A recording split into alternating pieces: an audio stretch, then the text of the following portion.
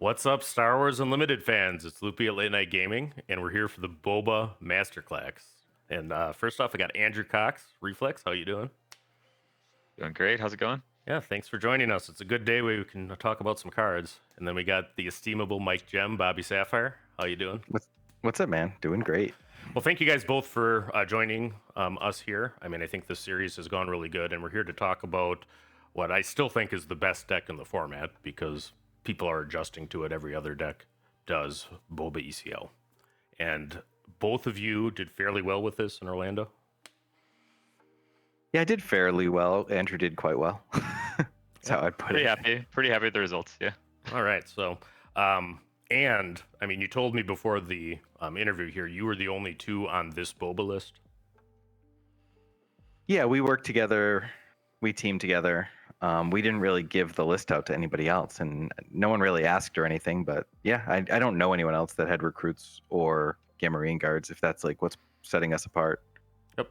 And I think that and both of you converted. I mean, two people playing a list into a 143 person tournament, and both into top cut is quite an accomplishment. And I know you guys are both great card players, but tell me a little bit before we start about K.T.O.D, which I think is, top tier competitive content for this game.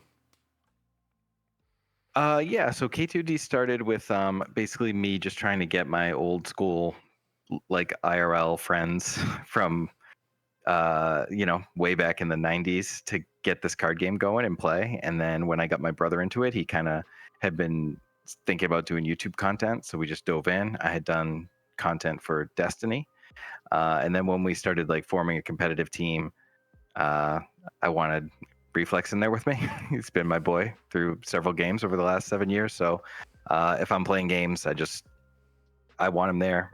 We have a system, it works. So yeah, that's what we do. And how long have you guys known each other?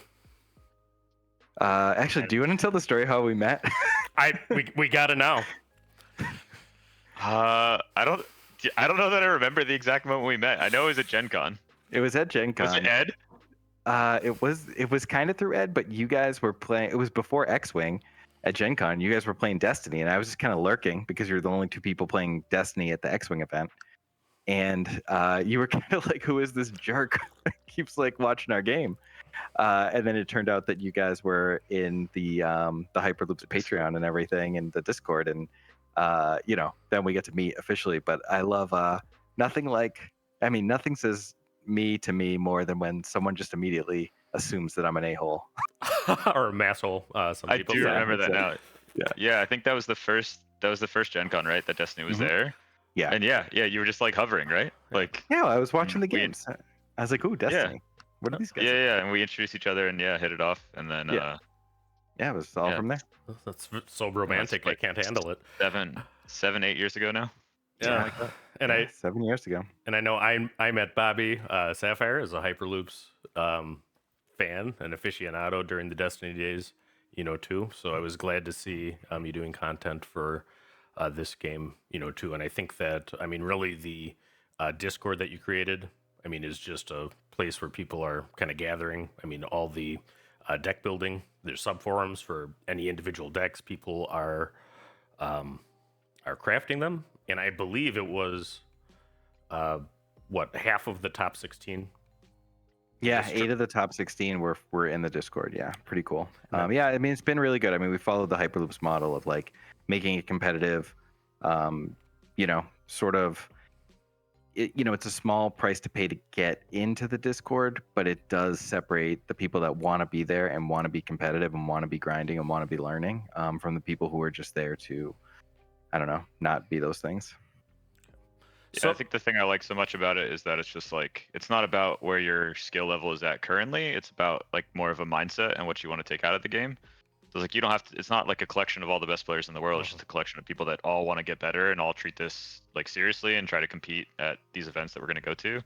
And when you get a collection of people all trying to get better, like wonderful things happen. So it's a nice mirror to what we had for the Hyperloops for Destiny, for sure. Yeah, and it's kind of like a sweet irony that the T in K.T.O.D stands for train, because it does feel like we're just like, we all got on this one train and we're trying to, move to get better. Right. And I think that's right. That's a good point. I was actually, helping somebody that had barely played TTS before yesterday. And then you'll see, as well, games between like Wu and Chrono, which are two like S2 players, and you can watch those while you zone out of work or work on other things. So I think it's a good place to be. Nothing like the work from home crowd. Totally working from home. Right. Well, you can listen, and then if something interesting is happening, you can pop over to the. I'm more giving them crap for playing while they're WFH. Right, and some of the hour logs, that these guys have, they're there, but I mean, there's no replacement for reps when it comes to a game. For sure. Very true. I'm super jealous. All right, so why Boba ECL? Why would somebody bring this to a competitive tournament? Let's start with that. Yes, I mean, I think the story of how we got here is like, it's a very winding one. At least from my point of view, I'm probably the most behind on reps. So I think I've talked about it probably before, but I'm a college ultimate frisbee coach, and we literally just wrapped up our season last weekend. So I was like very much in the weeds of like all the prep for our last tournaments and just being really busy. So I hadn't really had a ton of time to dive in, where I know a lot of the other K.T.O.D guys have been grinding for months and have hundreds and hundreds of games on me. So I kind of came in just with a fresh perspective, saying like, where is the meta at? And obviously Boba's probably the first place you start just based on historical results of the first big tournaments. But I think, at least for me, I'll let Mike say where he was at until like the Friday night before the event. I had probably gotten the most reps on Sabine. It was like the cheapest deck. I just literally didn't have the cards for Boba, and so I had never played it locally or anything. I'd only gotten a handful of reps online with it. So, but I think any tournament you're going to right now, it has to start with, are you playing Boba or do you have an answer to Boba? And so, yeah, we're trying to figure out the Sabine matchup first, and then, and just we play every deck, so we kind of know the matchups back and forth that way, and then the night before the tournament we have that final discussion of like, all right, what do we think is the right call here? All right, so tell us about that swerve, Bobby. Yeah, I guess like I was on Sabine a lot too. I mean, we really like the green Sabine. Obviously I think like it got really popularized by that post on the database of just the original, not that it was like original, but like probably the one that got the most attention, the green Sabine deck. Once we put main deck steadfast battalions in and sort of like really push the ECL overwhelm. And so I've been playing that a while, but the mirrors were really degenerate, and I expected a lot of Sabine to show up. The week before at the SEG Con Atlanta, that's when George Hudson had top 8'd with that Vader deck, and it kind of like got everyone's attention. And then we knew that was going to kind of push out the Idens and the Krennics and the Palpatines, which would create room for Boba. And then because the Vader deck would be so little played that we wouldn't really have to deal with it that much, like knock on wood, because it was one of my losses in Swiss and they also knocked me out of the top cut. But we also thought that meant like a lot more Sabine, and I'd rather the Sabine mirror matches are really coin flippy. Like there didn't seem like we could skill gap them too strongly. Even now we're trying to like work on lists that can create that gap, but it's still difficult. And we really liked the Boba into Sabine matchup, the way that the deck had been working. And I hadn't been dropping a lot of games to people other than my teammates Justin and Chrono, who've been like playing it a lot. Like Chrono's probably logged like 500 games on Sabine at this point. So it was just a little of like knowing that if I was still beating them half the time, and I was beating most of the Sabine players that I was playing who didn't know the way, like we had figured out a line to sort of beat Boba. No one else had that line, and we felt pretty comfortable with the Boba into all the aggro decks. And then we ended up being right because we faced so many aggro decks in Florida. Right. Yeah, and Sabine Green is definitely dead as a competitive list, right? As far as I can see. Yeah, so anybody who thinks that, I mean, I challenge you to go on K.T.O.D, hit up Chrono. I mean, he seems to have all kinds of time to jam games during the day because I see him all the time, but... Yeah, he's a boss. It does matter, the pilot. I actually would argue that Boba's easier to pilot than Sabine, at least to the maximum extent, because it kind of plays itself sometimes, where I can tell the difference between a good and a bad Sabine player fairly early in a game.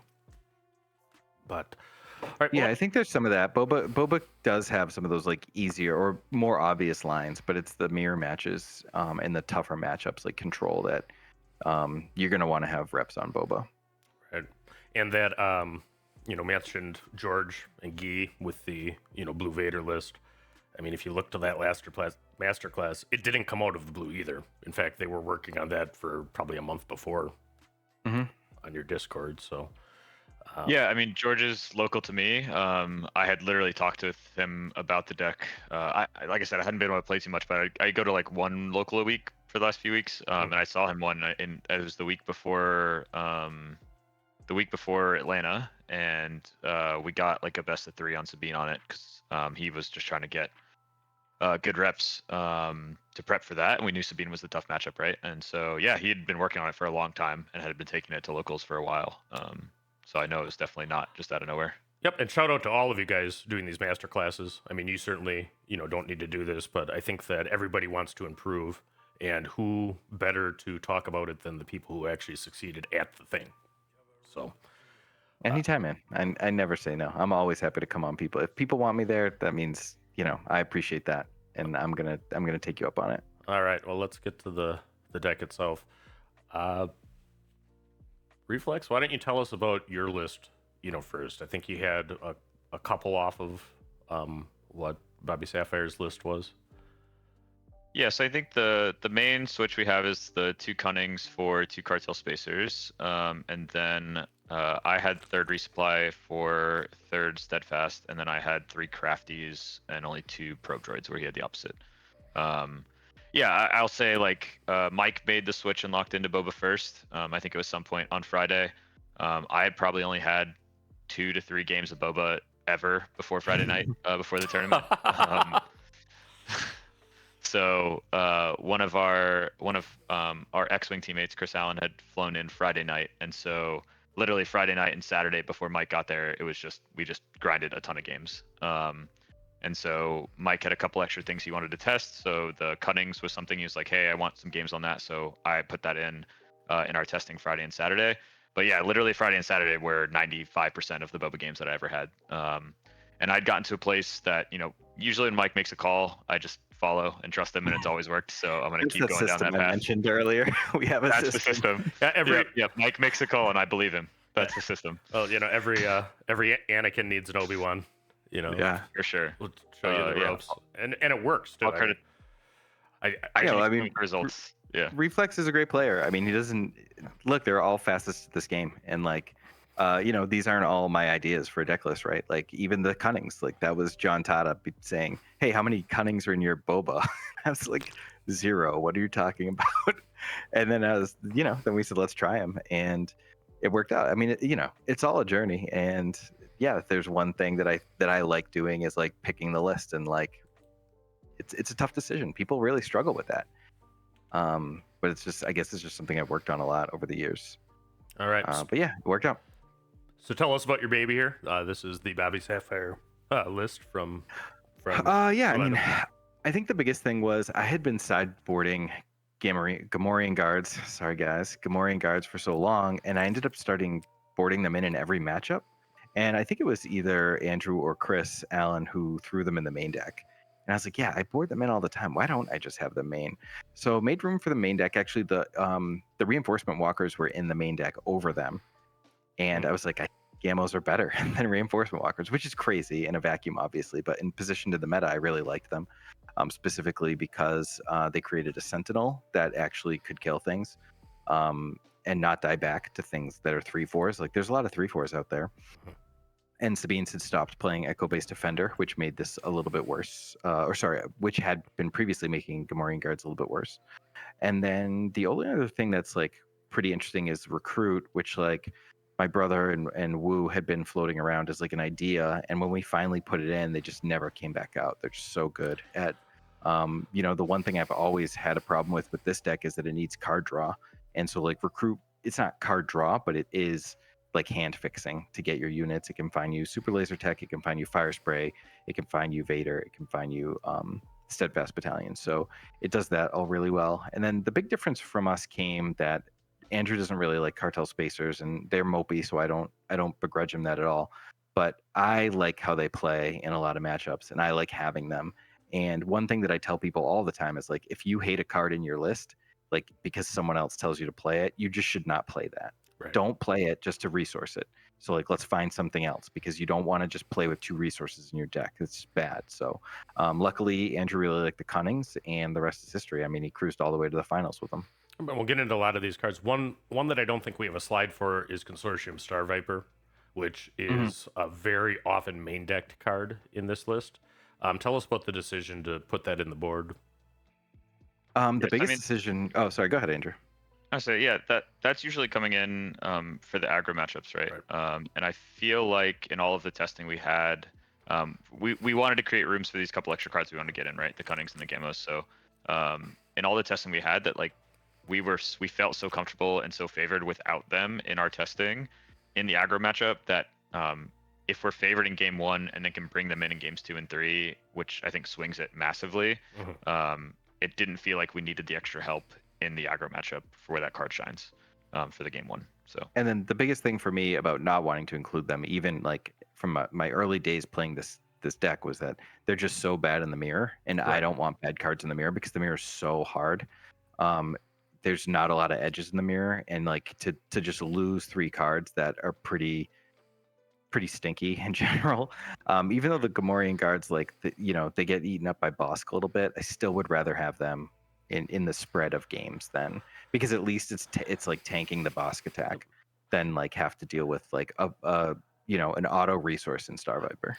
Yeah, and I think metas shift in CCGs too. I mean, you'll have some Sabine players playing around the Star Vipers, too. So the idea of not showing one in game 1 and then bringing it in game 2 might give you an advantage there, too, because,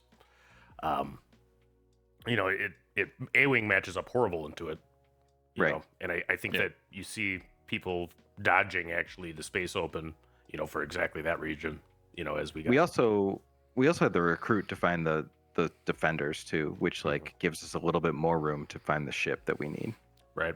Yeah, and we knew the tournament was going to be closed deck list for Swiss too, so not showing those, there's no disadvantage for the aggro matchups where they know that they don't have to play around them. I think most people are probably going to assume you have them in there.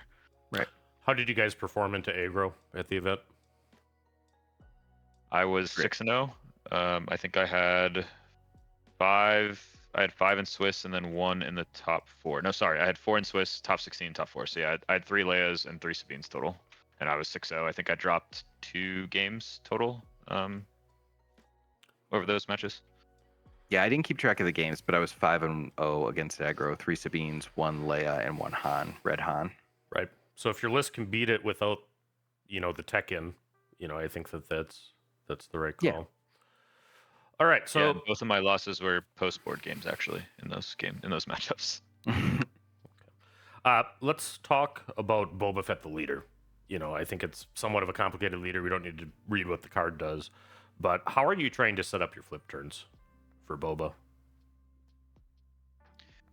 Yeah, I think so Boba's interesting, right? I think it has a really high floor because it's a little forgiving in that like sometimes you just oops into like amazing lines that are like really easy to see. I think I was definitely struggling Friday night with the Boba lines just because it plays very different than any deck, and you have to actually set up turns farther in advance than you usually do in other decks, is what I found.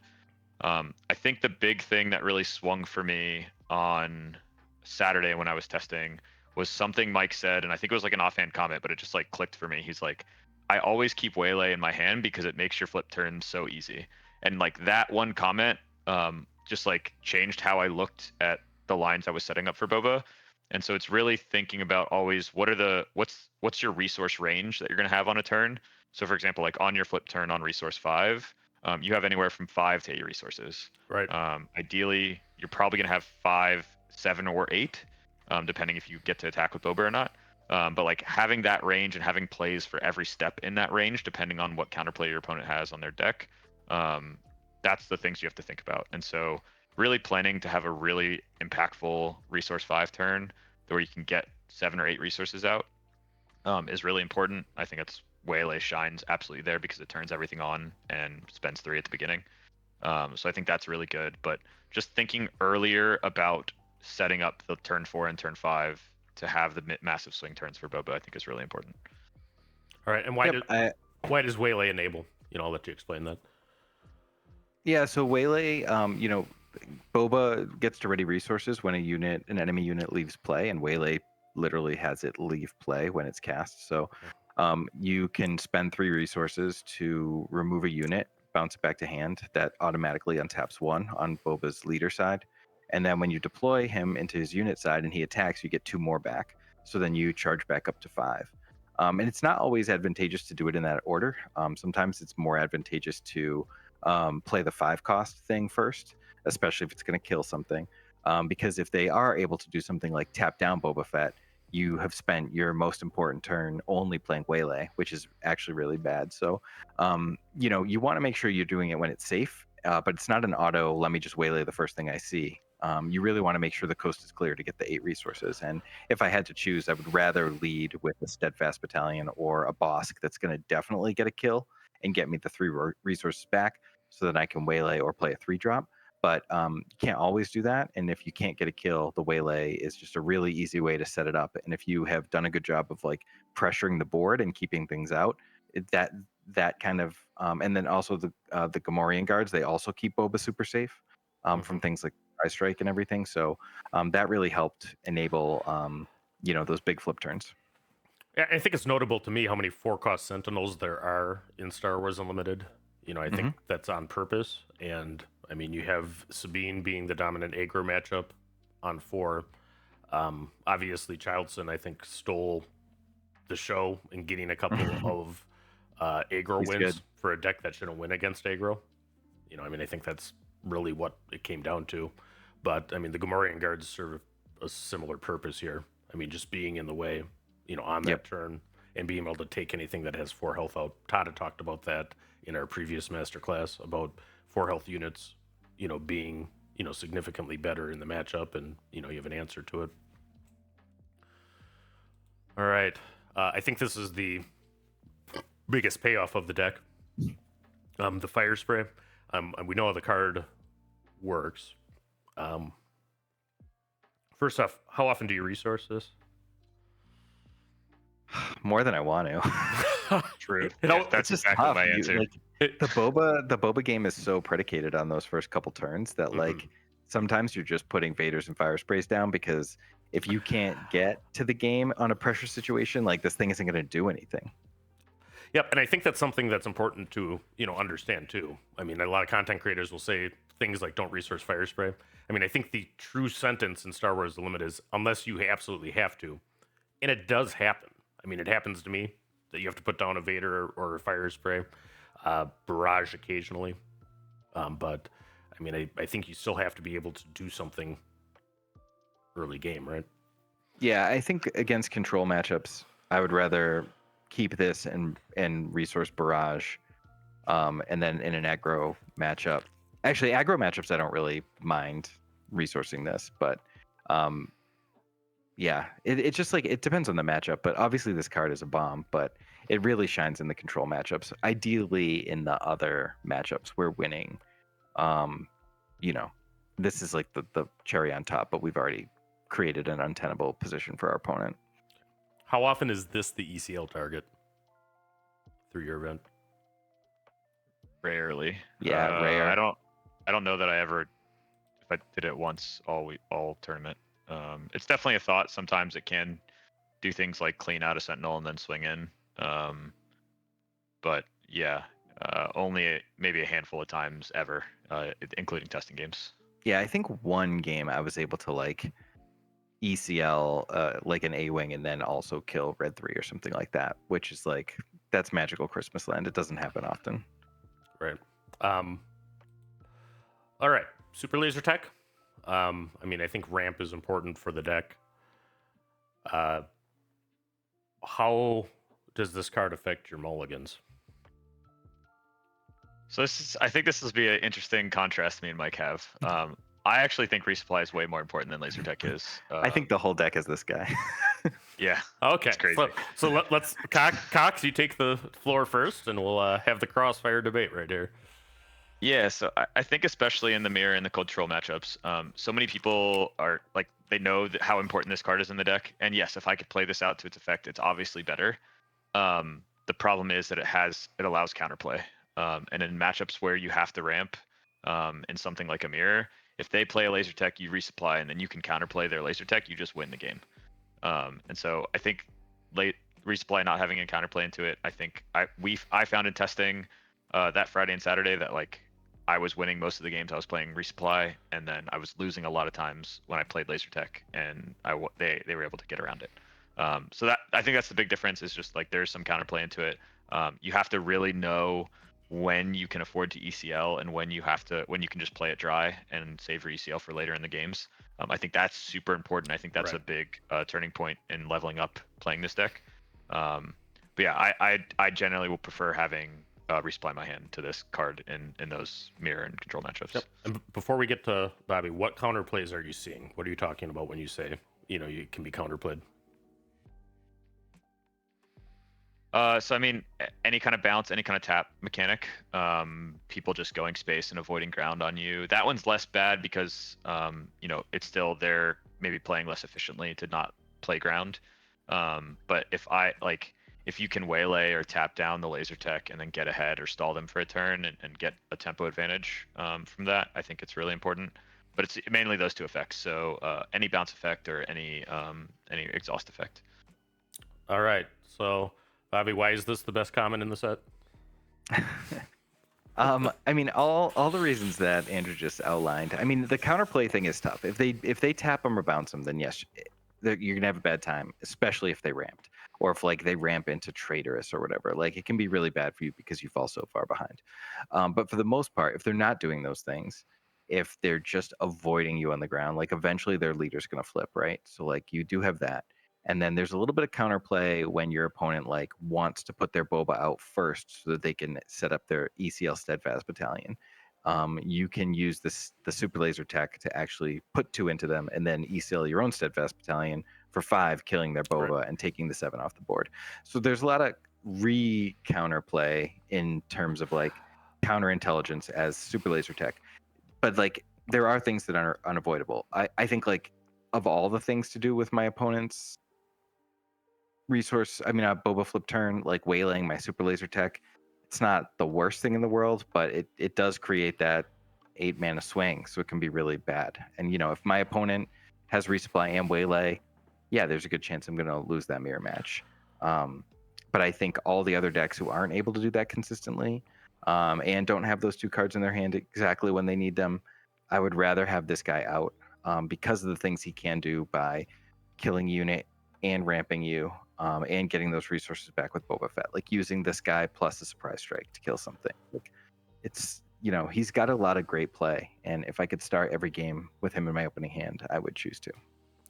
And I think that that said, I mean, to go to Reflex's point, I mean, one of the most significant mistakes or misplays I think I see in newer Boba Green players is the kind of auto ECL, the super laser tech. Yeah, I hate that. Right. Yep. Look to your, next turns, right? I mean, if the kill is still going to be there next turn, what are you doing? Wasting what could have been a whole lot of damage on a steadfast or a game-saving play on a Boba. Yeah, especially in the mirror too. I think, just learning to be patient with the laser tech, I think, is really important because even if they're ahead on 5 and you're sitting on 4 with this guy out, like you're still gonna have 5 if you attack into something. So I think learning to be patient and when you need it. Obviously, I think the ECL is really valuable in like aggro matchups where you can kill something with it. That's where it gets its play. But yeah, just learning the lines of when you need to and when you don't need to, I think is important for sure. And it is sometimes the correct thing to ECL the super laser tech. I mean, that is often, that can be the correct play. I think it's not the majority of the time with Boba. And then the decks that can kill their super laser techs, Palp and Vader, I mean, then, it's getting to a very narrow set of circumstances that it makes sense to use your ECL there. I mean, really only if it's the only way to deploy. All right, so Recruit, the super vanilla card that, I think, is responsible for some of the success. Take me through the reasoning of the include. Yeah, recruit's really good. I think it fixes the biggest problem that Boba has. Just because you play so many events, because you're trying to play around these resource range turns, you get really clunky hands. It's one of the reasons I didn't put a lot of time into Boba is because I played it early in one of the early iterations that didn't have recruit, and it's just I would draw so many hands that are just like I can't. There's no decisions to be made. I can't play anything. This feels terrible. And the addition of this to both smooth out that extra resource you get sometimes at end of turns when you don't have a Greedo or something to play, as well as digging for answers on turn one, whether that's laser tech or the defender in an aggro matchup, like trying to find big cards late game. So finding your Firespray or Vaders at the end of the game, depending on the matchup. Just having that one resource float to get value out of throughout the game it cleaned up all of the clunkiness that Boba tends to have.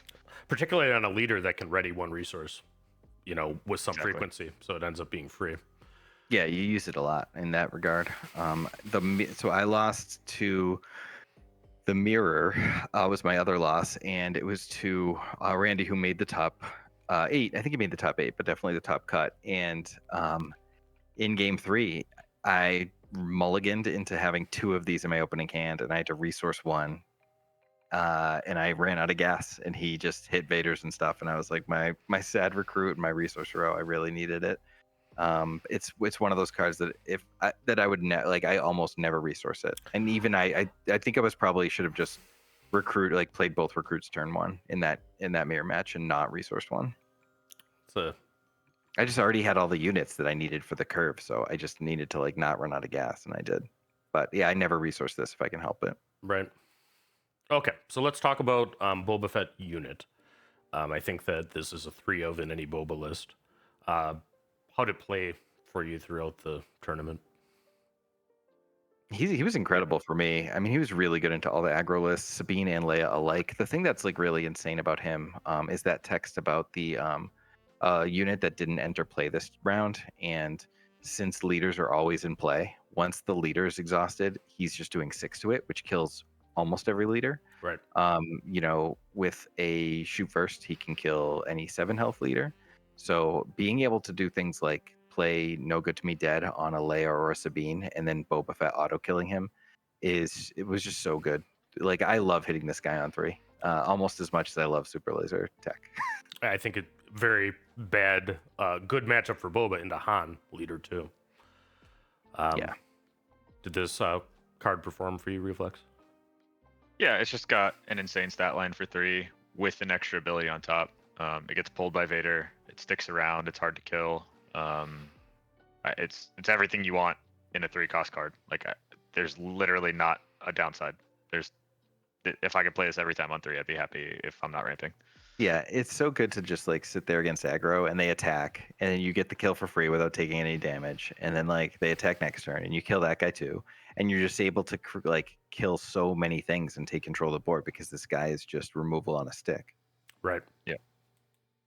Yeah, and the fact that his damage gets off first before they trade their damage is really important. It just keeps him. He already has 5 health, which is massive. Yep. It keeps him alive longer. And then remember what shoot first does to it too, or surprise strike. I mean, it can kill some. I mean, it's an answer to Vader with surprise strike. One of the few. So, all right. Let's talk about the Gamorrean Guards. Okay, so tell us about the decision to include.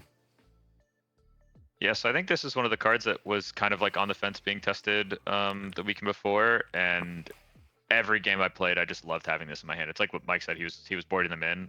I always played the main board because we were testing them, and it was just I loved having them in my hand every time. It filled the slot on that awkward 4 slot when you don't ramp in Boba because we don't play 4s other than the guards. And then the other really big play that this does is it lets you stick something with 4 attack on 4. You have OB first action. You have barrage first action for 6 on turn 5. Because a lot of times the play is flip leader, then have OB for 6. This lets you have OB first action on 6, which is such a massive swing. And not only does it do that, it sticks a 6 health sentinel on top of that. So it does 6 damage, and then you have a 6/6 sentinel. And that just wipes any of the aggro matchups. And basically every hero spaceship that's early game has 3 health. You know, I imagine Right. that's the 6 you're getting to. But if you kill an A-wing and red 3 with this, you just Yep, A-wing red 3, an A-wing that had been wing leader plus the Winged. wing leader. It just does so. It just does. It can be Sabine and throw damage on something else. Like it just, it's just so slow to have to flip Boba. And then if you do flip Boba, you lose the 8 resource turn. Like you can only do 7. So, and then like by that time they could have just played Rebel Assault and swung for 9 or whatever. So like it's really beneficial to just have this out and be ready to overwhelming barrage right when you can. they're probably looking longingly at the Rebel Assault in their hand after that just happens, and they have a 6/6 coming at them. For sure, it's a huge blowout, and then it stonewalls everything that's still on the ground. And then doesn't have Saboteur. whatever they do play probably gets waylaid at the end of the flip turn. Right. So, Ideally. Yeah, and it just blocks really nicely into things like Sabine too. Like you play that on 4, they flip Sabine, and they're very sad. Right. Mm-hmm. And I think pretty much all of the yellow units are sticky. I mean, 7th Fleet Defender has a shield, Crafty Smuggler has a field. We're not highlighting the kind of normal Boba cards, but I mean, right. And I also think I just think it came out of nowhere, and I bet a lot of people were resourcing Spec Force Soldier against us because there's a pretty common resource decision in Sabine against Boba Fett because like there's just no Sentinels to deal with, and if you do play Cell Block Guard, like everything kills it, so you don't even need to Spec Force Soldier it. So yeah, this guy just gets blown out by you not knowing he's there, which was another decision helped by the not open deck lists for the Swiss. All right. The guards and the shoot first were one of the reasons I went to 3 crafty over the 2 probes, which is the opposite of what Mike had. And you want to elaborate on that a little bit?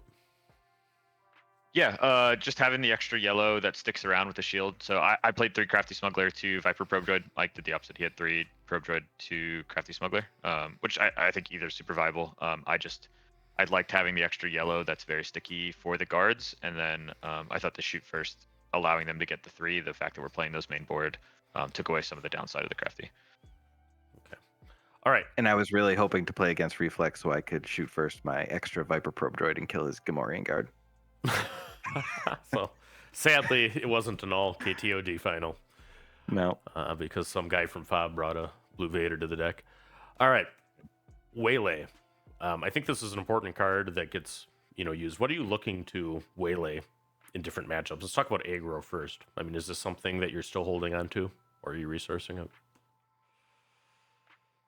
In the aggro matches now, I think like Bright Hope is the only thing I really want to aggro, but it can also be really, really good if they ECL a Steadfast Battalion and you can't kill it right away, or you don't want to kill it right away. Even K2, like even these units when they have damage on them, oftentimes I'll just waylay them because it's so awkward for them to replay them. They're so slow, and I can usually just push past them and win the game. So like I don't often hold it in the aggro matchup, but if I get it, those are the things I'm looking to bounce.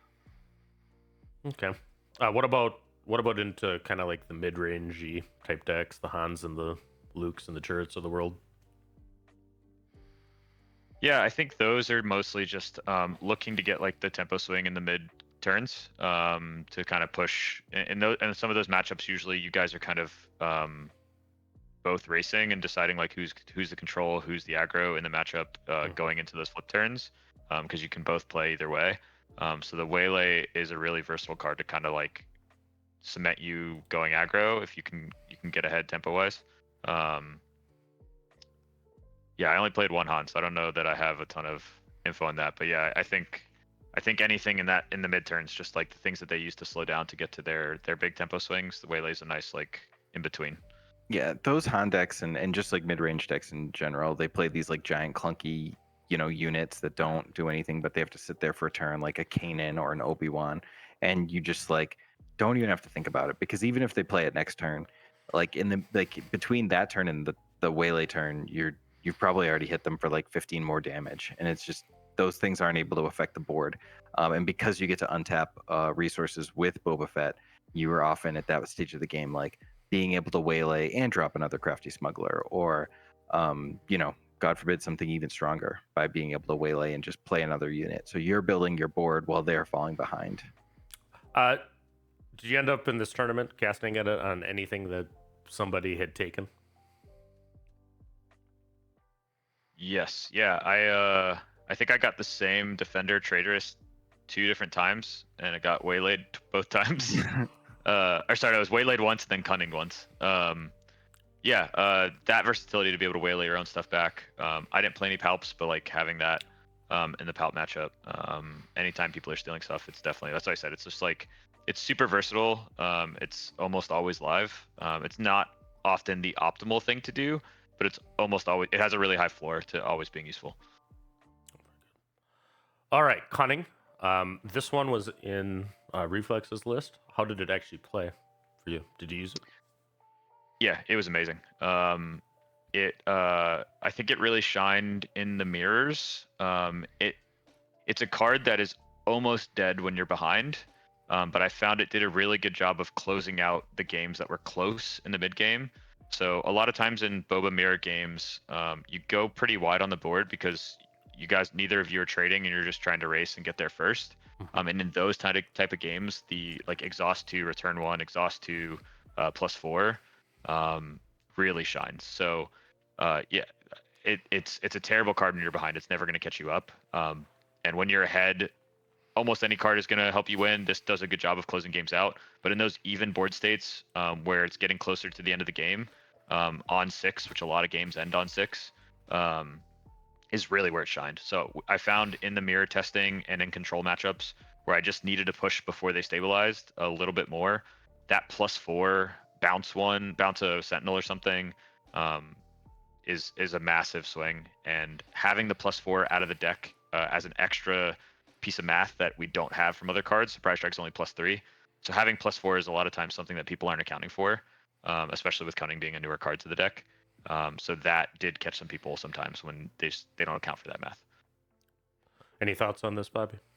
Yeah, I mean, everything Reflex just said, I completely echo. And then it's just a blowout to cards like those clunky Sentinels, like oh, this is Obi-Wan's like mortal enemy, right? Like you get to bounce Obi-Wan, and they tapped out for it, so you get to give something +4, and then all of a sudden you're swinging for like 11, 12 damage. It's half their life total off of one card. So it just creates these insane swings. Even out of all the modal double aspect cards like these, I think this one has always been the one that stood out to me as like having the 4 that are just always live. Even if I'd rather be healing 5, I don't always want to do the other things on that card. But with Cunning, I'll use all 4. They're all good. And yeah, I did use all 4 throughout the weekend. So like I used at least one of each. The discard in the control matchups, especially like you probe droid and you see the answer in their hand, like you hit a 1 and 3 to win a game off a good discard, can be relevant. So wait, when's this video dropping, Loopy? The video is going to drop later this week. Okay, so before the weekend? Probably. All right, never mind. I'm not saying anything else. Oh boy, sneaky. So, all right, Surprise Strike. I wanted to highlight this. I mean, because I've seen less copies of this card in some Boba lists, and I've actually seen some Boba lists not including it. What do you guys think about that? Yeah, I mean, it's come in and out of my list from time to time, but always ends up making its way in there. And it's a card that I would consider only playing 2 also, but it's really, really good. It does everything you need to do. When you need to kill something, this thing helps you kill it. If you need to go face, this thing helps you go face. It's a really great card overall. I think getting the pump plus the action is what makes it really, really great. Mm-hmm. And I think it's the card that often, late in the game you're actually trying to find, because it's the difference between winning that round and potentially losing, to theirs. Yeah, and I don't know how you feel about this, Reflex, but it's also the card that like I always resource early, and then desperately check it and be like, yep, it's still there. Yep, it's still there. Yep. Still resource that damn Surprise Strike. Regrets. I've had a few. Do that exact move in game 1 of the finals, where I think I was a Surprise Strike away for a couple rounds from winning a game, and it was in my resource pile because I couldn't hold on to it early. I just never saw it late.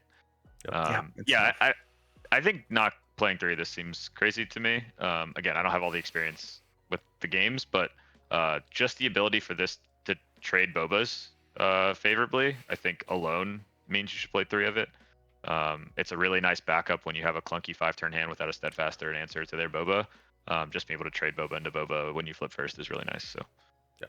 I think that the case against the 3 for me is that we do end up resourcing it early a lot, right? So like if we're getting it early, it's not really helpful. It's a card that we always want, but it's like a card. The opening hand resourcing decisions in this game are so difficult. So like something's got to go. It usually can't be a unit, and that's my case for like why I might run 2. That's fair. That's a good point. Yeah, and I think it's the most important decisions in the game, too. I mean, I find myself thinking about the resource decisions probably as much or more, probably significantly more than any other decisions once you're actually in the back and forth of a round, because that's when you craft your hand. Mm-hmm. And I know exactly what you're talking about, where you're late in a game and you're looking at the card you need, because you can look at your resources, early, but sometimes you got to do what you got to do. Mm-hmm. All right, Emperor's Legion. I think you said something about this in your wrap-up video there. I mean, it's an answer to Super Laser Blast. I think that's why it was included in the first place. How did it actually play throughout the 5K? You said you didn't play any control, right? During Swiss? Yeah, the only 2 control matchups I had all day were a Iden in Swiss, and then the finals against Vader. I played a green Vader, but I don't know that I would consider that like true control. So I actually didn't play any of our control like tech cards from the sideboard all day. I didn't play a single Relentless, a single Emperor's Legion. I think I played 1 Reinforcement Walker and a Mirror, but that was it. Yeah, so it's not just the Super Laser Blast. I mean, it's obviously very good against Super Laser Blast. It kind of lets you, you do that thing where you can build your board out and make them have it, right? I think that was what Guy was talking about on your masterclass with him, right? Like at some point you have to make your opponent have it, right? And this lets us do that. Like we can totally flood the board and play this in response and then build our board back up. But what I really like this card for in those really grindy matchups are, all right, I play my Vader, I kill your thing. You play your Vader, you kill my thing. I get Emperor's Legion. I get my Vader back. I kill your thing with Bosk or something, or kill your Vader with my Bosk and then get my Bosk and my Vader back. It's just ways to build your board, sort of not sneakily but cheekily. You swing in with your Firespray. They kill it. I take my Firespray back. I replay it. I hit you for 5 more. Is a play that I really like. It lets you really play Firespray late in the game and get to like be on 8 resources, and be able to just recur the same Firespray with the Emperor's Legion if they kill it. And I think that's an excellent point. And I imagine late game that can happen. And sometimes they spend like a lot of resources killing something. Like a Reinforcement Walker, but like a mirror match doesn't deal well with that. So like. They spend 3 things to kill your Reinforcement Walker, and you just get it back and play it the next turn. Right. All right. I saw this on the sideboard, I think, of both lists. I mean, what was the reasoning for Relentless? I thought it would be good, and it just wasn't good enough. The blue Vader deck just had too many ways to deal with it. Like, you slam that, they slam an Avenger. You slam this, they play Entrenched on it. It just didn't do what we needed it to do. I think, like, in, the control matchups of like a few weeks ago is probably better positioned, but it didn't end up helping at all. And I probably wouldn't do it again. Yeah, I don't think that's the answer to Blue Vader. How did the Reinforcement Walker go? I don't know if they ever hit the table for me. I can't remember a time. I wanted them to. Yeah, I think the only time I played it was in a yellow Boba matchup where like I think I played it, bounced it, played it, attacked, bounced it. It was like a crazy sequence. But it was literally the only reason that stabilized me. So yeah, it didn't hit the table much. Again, I played mostly aggro and mid-range all day. But I think I only played this once or twice, but it was good in the spots where it was good, and it definitely got boarded in. It just wasn't super relevant based on matchups. I might have played it against Krennic, just to draw cards, and I think if I had done that, it was probably pretty good. One thing I started doing against the aggro matchups, because I was cutting the Vaders, is that I actually put these in, and if I drew them early, whatever, it's a resource. But there are moments in those aggro matchups where if you can't close the game out quickly, you're like, they're waiting to top deck For a Cause I Believe In. And so I was like, I'll just have these in there, and if I do get them late, if I am in that top deck war, at least I'm healing 3 and like maybe miracle 3 per turn to get myself the win. But it didn't end up coming to that. That makes Yeah, sense. it's just another card that's super versatile too. Like being able Right. to heal or draw, and in both ways. Like if you need to heal versus aggro or draw in end game control matchups, like the versatility to always be relevant is really important. All right, so this slide actually comes from, I think, your wrap up. In addition to Deadeye Archer, being there in the bottom corner here. Shout out to my dude, Deadeye Archer. What a hero! Talk about 2017. That guy is like one of the first dudes I ever played Destiny with on some program that shall not be named. But yeah, he's still on my friends list. I don't like really do the Steam friends thing, but he did pop up. All right, so I think that Orlando, in a serious way, was hard control really entering, because that's certainly how I would define that Vader deck. How do you think that shifted the meta? Can you explain what you're talking about with these 5 Yeah. pillars? Well, I think the red-blue Iden was always there, and I would have fit Palp into that area too. But I do think that these super laser blast based control decks become the quote-unquote hard control, and they're actually really good against Palpatine. Palpatine kind of thrived in the soft control decks, not playing super laser blast. Like even Iden doesn't really play it. Right. Maybe one on the board or something. And then the other thing is just that there's this spot between aggro and mid range where you kind of play this tempo game that, like, all of those decks can be really good against aggro in the right configurations, but not always good. I don't know if like Grand Inquisitor belongs there, but I'm not sure. But it does sort of like tempo you. But I just think that there's more of a hierarchy to the paper rock scissors. That I thought fit in there, and basically started because I thought about how the Boba soft control, hard control dynamic went, and then I do think that there's room for an aggro tempo in between the aggro mid range, and I think like essentially you're beating the archetype 2 to your left on this slide. So hard control is going to beat the soft control in the mid range, but they're going to lose to aggro, and probably aggro tempo. And so if you just like kind of move that way, like Boba should beat the aggro tempo and the aggro, but lose to the hard control and the soft control. So that's just sort of how I see it. It's not perfect, and it's not every matchup, and it's not every build, but that's sort of how I see the meta right now. Yeah, I think it's an interesting take, because I think it's a little bit more. People talk about a control deck as opposed to a mid range, and I do think that there are shades of gray between. And it also strikes me that a lot of times your strongest matchup is 1 to the left. I think that's pretty consistent, and then you should be beating the 1 to the left as well, but it's probably a little bit closer games. And yeah, I think it's just like shades like that.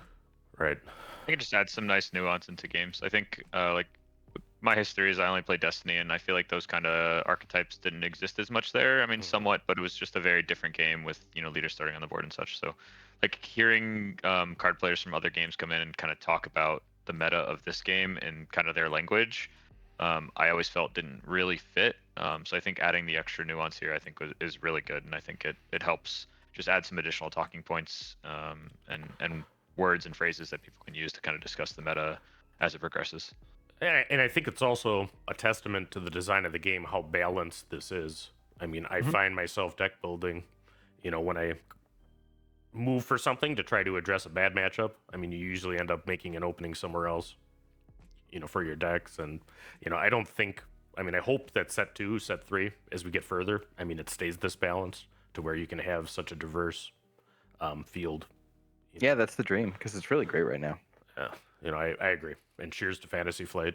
I don't know when exactly they realized how good the game was, but I think that Star Wars Unlimited is gaining steam on the game itself at this point. You had like the hard Star Wars guys.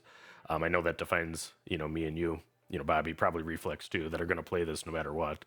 But I can tell you how surprised I was at just how good the game itself is. It could be skinned as anything else. I think it'd be balanced as a great CCG. Definitely.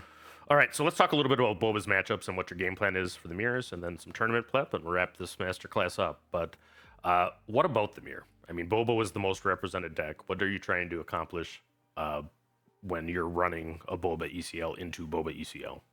Put aside yellow for a second. Yeah, so other than having Cunning to blow out Mike whenever I saw him. It actually had a picture of Mike, on the Cunning card itself. This one's for you. Yeah.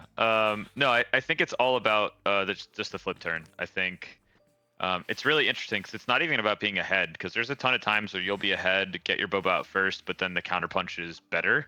And so it's not even as simple as just being ahead tempo-wise on that 5 resource turn, but just having the more efficient, better game state coming out of that 5 resource turn, I think, is what decides the game.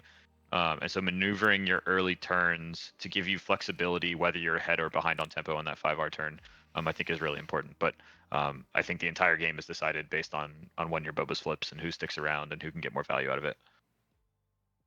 Yeah, I agree. I think you have to be able to play the steadfast game, and that means taking initiative, getting your Boba flipped, not being in a position to lose your Boba to their steadfast or anything else. It's not really fun, and it's a lot of thinking about potential lines and having to pick one.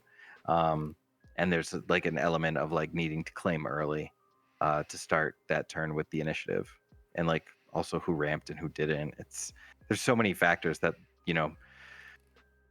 they don't feel like decisions, but ultimately they were when you built your deck, or you kept your opening hand, or you put your resources down at the start. So it's tough. Yeah. Any particular card? A lot of times, I would say a lot of times just the amount of actions you have on that turn too, like who can stall before they commit, like how many things can you do before you threaten the claim pass, is also really important. So yeah, it's a bunch of little nuanced, not obvious decisions, and sometimes you're just taking a guess of what to play around, and you can't play around everything. So yeah, like Mike said, it's like, it's not my favorite thing. Honestly, like Boba Mirrors is one of the reasons I was trying to not be on Boba. But yeah, it's very nuanced in ways that aren't very obvious. All right. What about Sabine? Let's talk about, Green Sabine. I mean, what's your game plan? What cards are you looking for? Definitely the Echo-based defender. The Echo-based defender. I keep doing that. The 7th Fleet Defender is the card that we most want for their space start. The number 2 card I want is a 2-drop, usually Viper Probe Droid. So it's got 3 attacking, can kill all their 2-drops. It doesn't die to their Sabine. Like Sabine, the unit is actually like really bad into most matchups, but it's really good into Boba. It kills both Crafty Smuggler and Greedo without taking any damage back, or without dying back, which is really difficult. So that's why I was on the 3 Viper Probe Droid. And then, but what you can do is if you have the shoot first, the 2-drop, and the ship to ECL, is you can clear their board on turn 2, and then have units in both arenas. So you can like ECL your 7th Fleet, kill their ship, untap 1, use the 1 to shoot first their ground unit, or vice versa. Mm-hmm. So you end up with still both your units, 1 in each arena, and they have nothing. And that's such an impossible position for them to battle back from. Right. And I find that too. I mean, either Sabine tends to beat you, or, I mean, if you're on a deck like this, you tend to completely blow her out because it's possible to control all their threats. Right. Okay. Yeah. I think that shoot first turn on turn 3 is the big swing. Like that is the biggest flip you can have in the game, is being able to shoot first on the 3R turn and then have a 3-drop behind it. Yep. So I imagine the 3 Star Vipers are coming in on sideboard. What are you taking out for Sabine? Resupplies. Yeah, I was cutting resupplies and Vaders for the 3 Star Vipers and 2 reinforcement walkers. All right. I think I only brought in my 3rd steadfast for a Vader. I don't think I brought the reinforcement walkers in that matchup. Yeah, I didn't do it at the start of the tournament, but then when I was like, oh, I should be cutting Vaders here, I just ended up bringing them in for the heal, just like the random heal that they might get.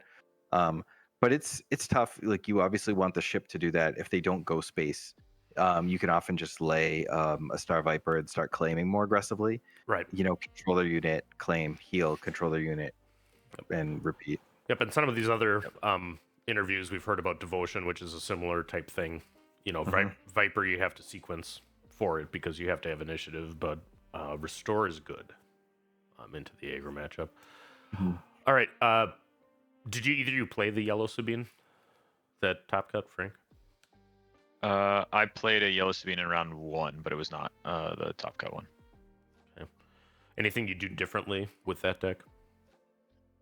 To be honest, it was the first time I'd ever played against it, so it was a lot of just like First round of the day. I'm not sure I know how to play this deck, and I'm playing against a deck I have no idea what I'm doing against. But thankfully, I don't remember it perfectly, but I think things lined up, and I 2-0'd it. You'd be a little more wary going to space with your ECL play because they can clean Yeah. you up with the Falcon, which can end up being a blowout. So you ideally want to be able to clean up space with an overwhelming barrage, and not get blown out or burn your ECL too early. Okay. All right. Villain green blue control. I mean the Idens and the Palps of the world. What's Boba's game plan? This is tough. It's really grindy. You end up like playing games where like you're just dying to draw all your Vaders, and you just go back and forth and hope you drew more Vaders, or you hope that you drew Reinforcement Walker before they did. Even Relentless is harder for this deck than the hard control decks somehow. So really, it's just a grindy match. You could try and aggro them out, but generally, Iden, you have to take her off the board. You have to take Krennic off the board. You get into the same like steadfast battalion standoff with Krennic as you do the Boba Mirror. So they can just be really tough if you're not well positioned into that flip turn, and you don't have ways to take out those leaders. You can fall really far behind because you're already just clawing the entire game. Yeah, 100%. They're super grindy. I think barrages are really important in those matchups.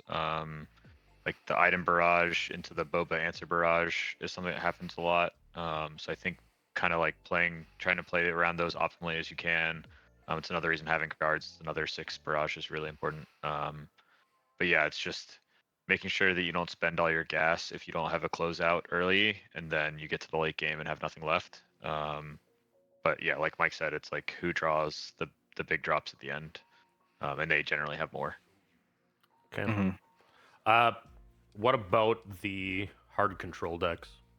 Obviously, the Vader took it down, and that's George was 100% transparent that he was targeting Boba Fett ECL, through the deck building. Any thoughts on the matchup? I will say it was really nice going into those finals, knowing I'd have 5% chance to win without any pressure on me. It really took the edge off an $800 game of unlimited when I knew we have to hit everything perfect for this to have a chance. Yeah, it was rough. Yeah, they made a great call and built an awesome deck, and they're both good players. So it's rough, especially not having a real game plan or answer coming into the tournament for it. Yeah, I think Reflex was actually the best position because he had the Cunnings for the random discard, like might have been able to steal one. But you have to somehow aggro them out, which is really tough to do. One of the things that we targeted when we were trying to figure out the matchup was like if they just play an Inferno 4, we want to ECL as early as we can to try and stick a Greedo or a second unit on the board and try and like flood them out that way and potentially like draw into our surprise strikes and aggro them out. And I think I checked my notes. I did get to 26 at some point. I think was the closest I came. But it was just that was the last sheet of my pad. I lost to George. So I mean, Aggie. So it is it's possible, but it was just like such short odds to be able to aggro them out like that. Right. Yeah. So the only game plan we had was it was just go as wide as possible, try to keep as many units on the board as possible so that their single removal doesn't set you back as much. And yeah, so you saw that was the game plan I tried to execute in game 1. I actually kind of drew almost a perfect hand in game 1 for it, and I got really close. I think I was at 24 was the closest I got. Yeah, and you were a surprise striker, right? I mean, had it been at the right time, I mean, you had it. Yeah. I mean, I think we were thinking about that as we were watching and cheering along. Yeah, and just to be clear, I definitely forgot to flip Boba. Well, thanks for the mea culpa. I just heard oops, and then he looked right at me, and I was like, I'm not watching. I don't know what happened, but that's not good. Also, to be clear, I only ever got him to 24. I don't know. There was some chatter that like the 4 damage mattered, but I only ever got him to 24. The 4 damage did not matter, or I would be much more upset about it. No, so I was trying to play really fast because I thought I was going to need the chance at 3 games to have a chance to win the match, and I didn't find out until the very end of game 1 that it was untimed. So I was just trying to play fast, and I just missed it. But it didn't end up mattering, thankfully. And yeah, the surprise strike would have got me there either way, and I just never had it. Right. What about the hero, but the more hero mid-range control decks? I know that you're a Chewbacca proponent at times, Bobby. But I like Chewie. how do you attack it as Boba? Just sort of the things that we talked about when we talked about Waylay and Bounce. It's just that those decks have to tap out for these big clunky units that are slow, and we're able to just draw tempo off them, which is why we're such a dog to the blue-red Vader, right? They don't put any units out for us to tempo off of, where all the green hero decks are doing it. Here's a Kanan, easy to kill. Here's, they don't even have a good 5-drop, right? They just tap out for Obi-Wan and you bounce it. So there's just it's just really easy to bounce, get value off of that bounce, and keep pushing the damage. No, I think that's right. All right, so both of you are accomplished, players. The point of this series is trying to help people going into the glut of tournaments on May 4th, and then the rest of the Spark of Rebellion meta. What advice do you have for somebody actually getting ready for a tournament, say the weeks before? I mean, what are you doing if you're wanting to win? Other than subscribing to the K.T.O.D Patreon and getting games and watching games on the Discord, not an ad, by the way. I don't get any of that revenue, so no. I think having a group of people to bounce stuff off of, a group of people to test with, people that you trust that can challenge your opinions, I think is super, super important. I mean, I've been incredibly lucky in the major games I've been competitive with to find a group of people that a team that I can test with and bounce things off of. Wonderful friends like Mike to give me good decks to go play. But no, I think that's the most important thing is the people you surround yourself with is incredibly important, and not just the team. Going back to the Destiny days, we had another inner circle group of people that we tested with and had access to all the decks and stuff we were running. That those guys were just as important about giving us new ideas and we all live in different parts of the country where the metas are different too, right? Right. And so getting ideas from around the country and bringing those in and testing those and throw those against the wall and see what sticks is super important. So.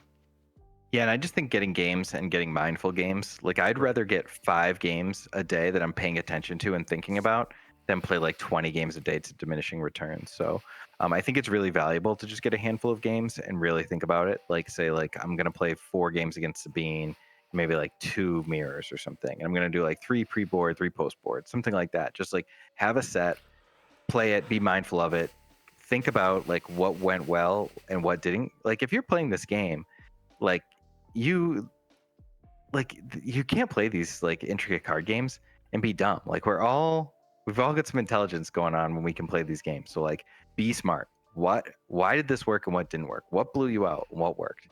Just having some baseline mindset of what am I learning from these games, and not thinking about the wins and losses at all. That's my number one recommendation, is just be mindful when you're playing and don't just jam games to jam games. And I think you learn more from your losses than your wins, often when you're trying to. How many losses in my life and all the various games I could rattle off right now? They're part of me. Right. Okay. Yeah, I think the other 2 other quick points are, when you're practicing, when you're repping games, winning doesn't matter. You're not trying to win, you're trying to improve. And so having that mindset of hey, I think this line is wrong, but it's a line I've never taken. Let me go down this path and see what it looks like, and maybe we'll learn something. Or when we play within our team internally, we are actively I'll show my hands to my opponent, hey, what do you think about this spot? Talking about what different options you have and stuff like that. Just remembering what the goal is. Yeah. And sometimes too, I mean, do you guys ever play against yourself? I mean, I know when I'm starting it that way, I mean, you can actually on digital options run both sides to understand the matchup. I don't, but I know other people do, and it works for them. But I'd rather just think, about it. And also, for me, content creation is me engaging with the game and getting better myself. I only came up with that 5 meta thing because I was trying to figure out what the hell the meta was, Right. And I think hard enough that, I have some ideas, and maybe they're wrong, maybe they're great, but either way, I'm trying to think about the game. I'm trying to take something from my games. Right. And do you get fulfillment when somebody runs one of your lists to a big tournament?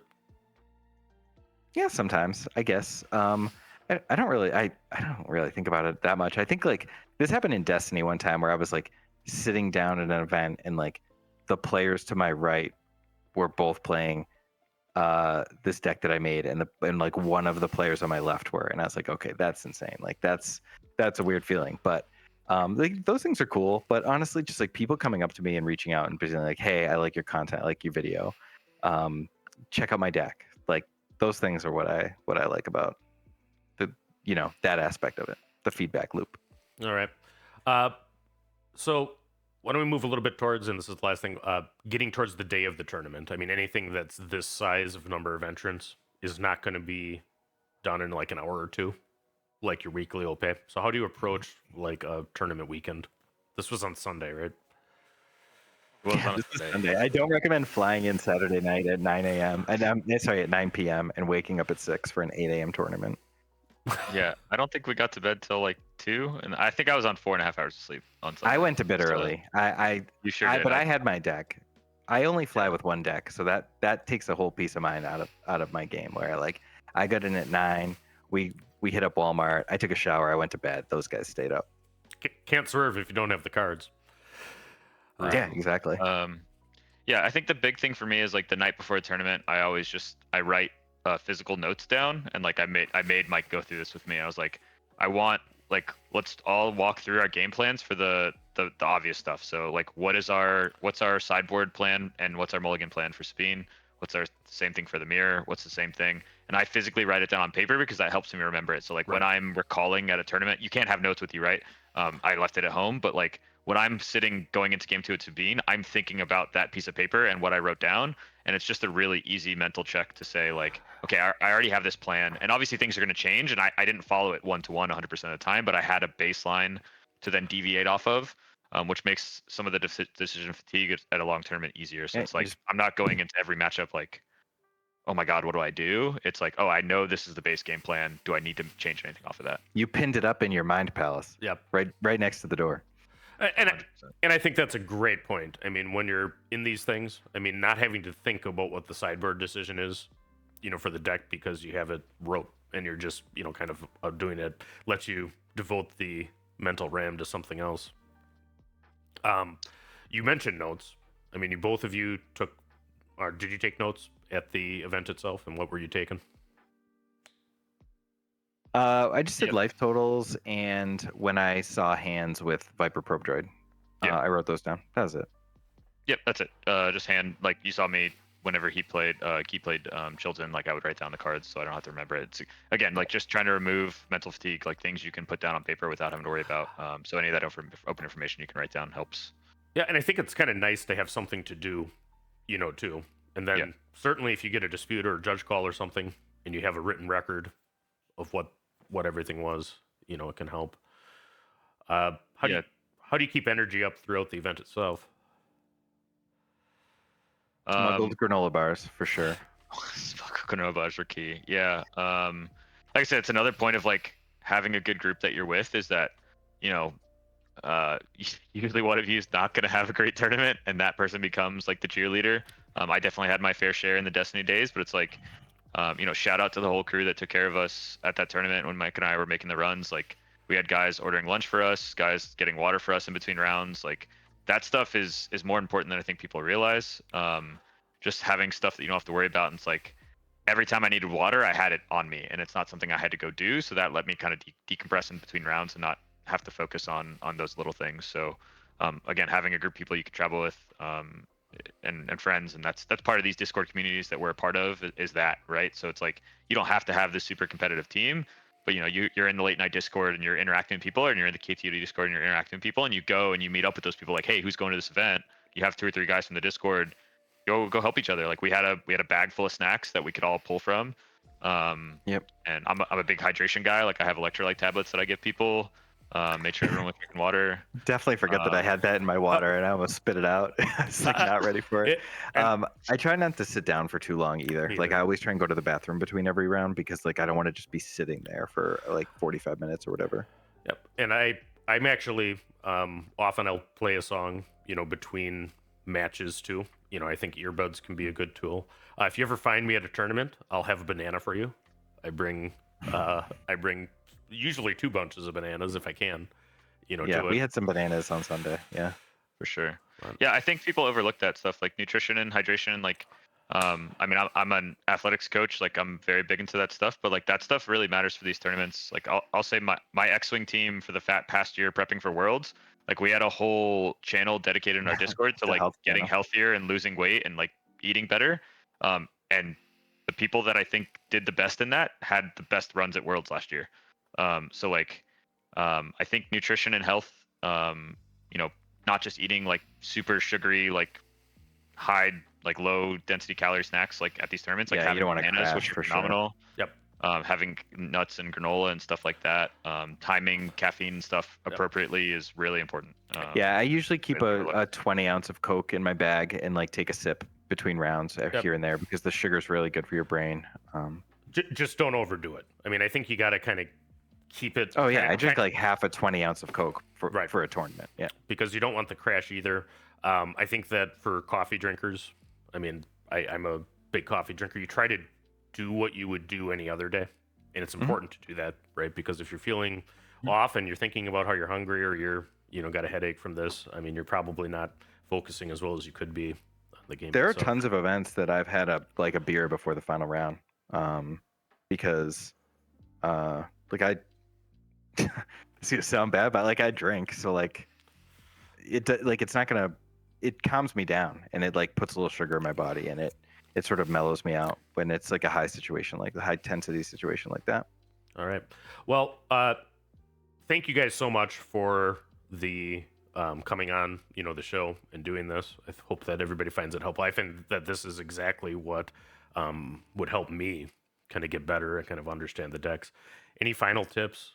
Why don't we start with you, Reflex, on somebody looking to improve their Star Wars game? Just mindset, as in everything in life. Like if you come at this and the things you do and the way you spend your time with the mindset of like, hey, I want to get better and I'm not the best player in the world. Like, I can learn something from anybody. I can learn something from any situation, anything that I'm spending my time. And it's not just like, hey, I'm 103 and 4 losses in these decks. And it's like, all right, but like, did you get better in those 100 games? Like, or did you just rack up wins? I think is really important. All right. Why don't you take us home, Bobby? Yep, completely agree. Just always be learning. Don't worry about the answers, worry about the questions, right? Like the answers will come if you're asking the right questions. And I'm never trying to be the guy that has the answers. If anything, I'm the guy who's like can tell you, I literally can't tell you the answer, but I can help you get the right questions. And just approaching it from that and like get the games. Like I know it's a really easy shortcut to like grab a deck list from someone or watch a game and learn something, but like nothing is ever going to replace putting the cards on the table and getting some practice games. All right. Well, thank you guys so much. I hope everybody enjoys the masterclass, and hit me up in the comments. Give us a like, subscribe, anything you want to know. And I imagine, actually, I've seen Guy and George responding to those comments in that video as it's becoming a thing. So check it out. All right. Loopy signing off.